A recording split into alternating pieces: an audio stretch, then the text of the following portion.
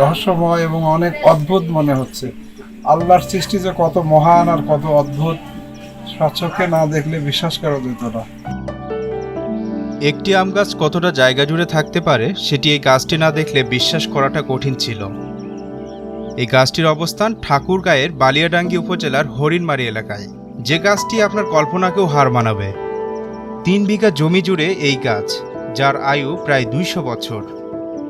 আমি সত্যি মুগ্ধ যে আমার ঠাকুরগাঁয়ে এই আম গাছটি আছে এবং সামনে যদি ভালোভাবে এই জায়গাটাকে পর্যটন কেন্দ্র হিসেবে গড়ে তোলা হয়, আম গাছটি নিয়ে বিভিন্ন দেশের বাইরে থেকেও লোকজন এসে দেখতে পারবে আম গাছটি। আম গাছটির ডালপালা এমনভাবে ছড়ানো, দূর থেকে দেখলে মনে হবে প্রশস্ত একটি পাহাড় অথবা বাগান। সূর্যপুরী জাতের এই গাছটির কারণে স্থানটি ঠাকুরগাঁও জেলার দর্শনীয় স্থানে পরিণত হয়েছে। আমি অনুরোধ করব সবাই যেন এই গাছটা দেখে যায়। আল্লাহর সৃষ্টির যে রহস্য, তার কিছুটা হলেও যেন দেখতে পারবে তারা। জেলা শহর থেকে বালিয়াডাঙ্গির বন্ডুমালা গ্রামটির দূরত্ব প্রায় 25 কিলোমিটার, কিন্তু বালিয়াডাঙ্গির ওই গ্রামে পর্যটকদের জন্য নেই তেমন কোনো সুযোগ সুবিধা।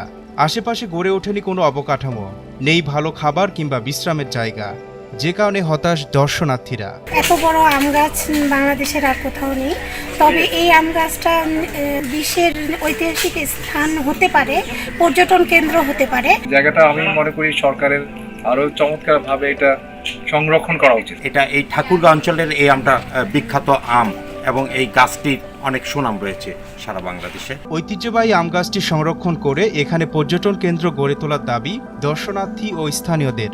আর এটি রক্ষণাবেক্ষণের সরকারি সহযোগিতা চাইলেন মালিক।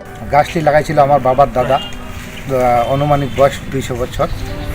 গাছটি মনোমন্দে সূর্যপুরী আম গাছ। এই গাছটি ঘিরে আমার মনোমন্দে আরও বিভিন্ন জিনিস করার চিন্তা ভাবনা আছে এবং যদি আরও একটু সহযোগিতা পাই। উপজেলা প্রশাসন বলছে গাছটিকে ঘিরে প্রায় 20 কোটি টাকার প্রকল্পের প্রস্তাব পাঠানো হয়েছে, তবে সেটি এখনও আলোর মুখ দেখেনি। ঐতিহ্যবাহী আম গাছটি সংরক্ষণ করে এখানে পর্যটন কেন্দ্র গড়ে তোলার দাবি দর্শনার্থী ও স্থানীয়দের।